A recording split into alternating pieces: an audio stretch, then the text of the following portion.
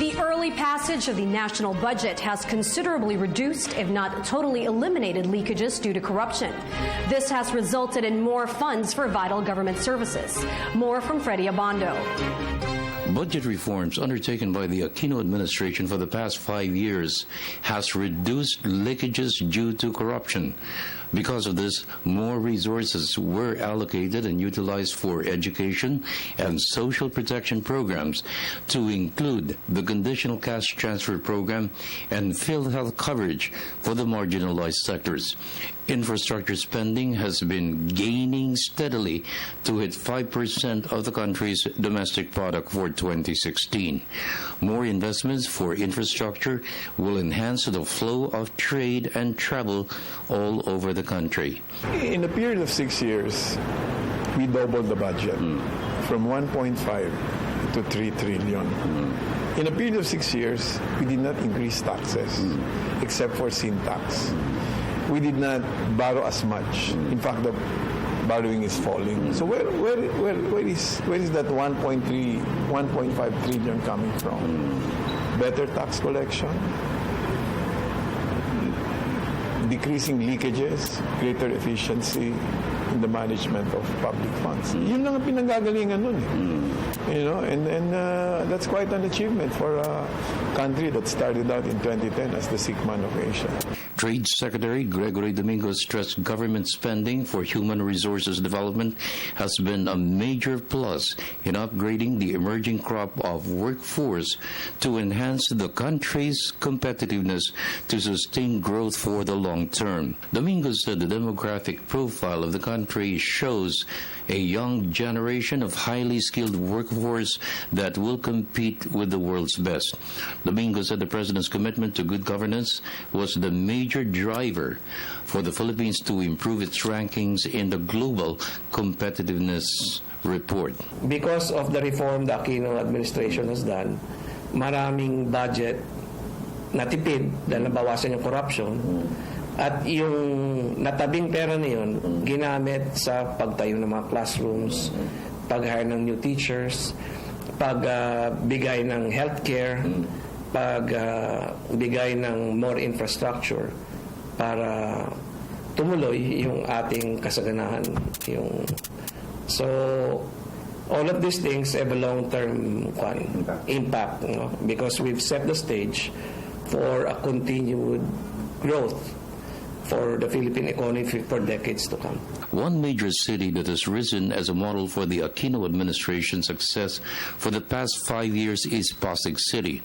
It is one of the fastest growing cities in the Philippines. It is led by Mayor Maribel Andaya Eusebio. In 3 years, Pasig City has grown by leaps and bounds. From an industrial hub, it has been transformed as a center of business and high-rise development. The city's income has been spent wisely to provide more services for the citizens, especially the poor. Poverty incidence is 3% of its total population. We have reached a high level of development in our city in almost all areas of governance, and so that makes it much easier for us to deliver our services. The people are very well aware of the programs that are necessary, and we are really able to identify the problems that we need to focus on.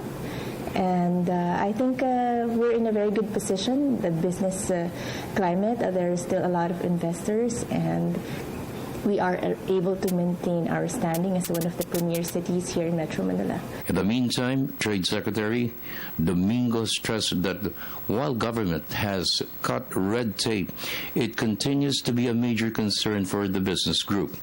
Domingo stressed red tape sends the wrong signals to local and foreign investors. Pasig City Mayor Eusebio stressed local government units can help the national government in solving the problem. Hindi natin na-solve lahat ng red tape, no? So, marami pa rin red tape dyan. I mean, I will not say there's no red tape. There's a lot of red tape. And isa rin sa frustration ko yan. So, that needs to be continued to work on over time. We may need to pass laws to fight against it. We also need a lot more reforms in terms of yung limiting the number of regulations that are being issued by the agencies. But we're more competitive now, sir, based on the World Economic Forum. Di ba yung... Definitely. As the chairman of the National Competitiveness Council. Yung sa rating ng World Economic Forum, we were 85th place in 2010 when we started. Nag-improve yun over the years. So yung last survey noon, I think we were already at 47 or 49. Ano ba yun? Yeah, 47th or 49th place. So we're in the top third na nung survey, which was our objective.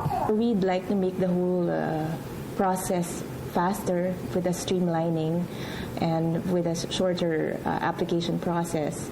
But I don't think it's just focused on that. It's also having a good idea on what it is that the businessmen are looking at.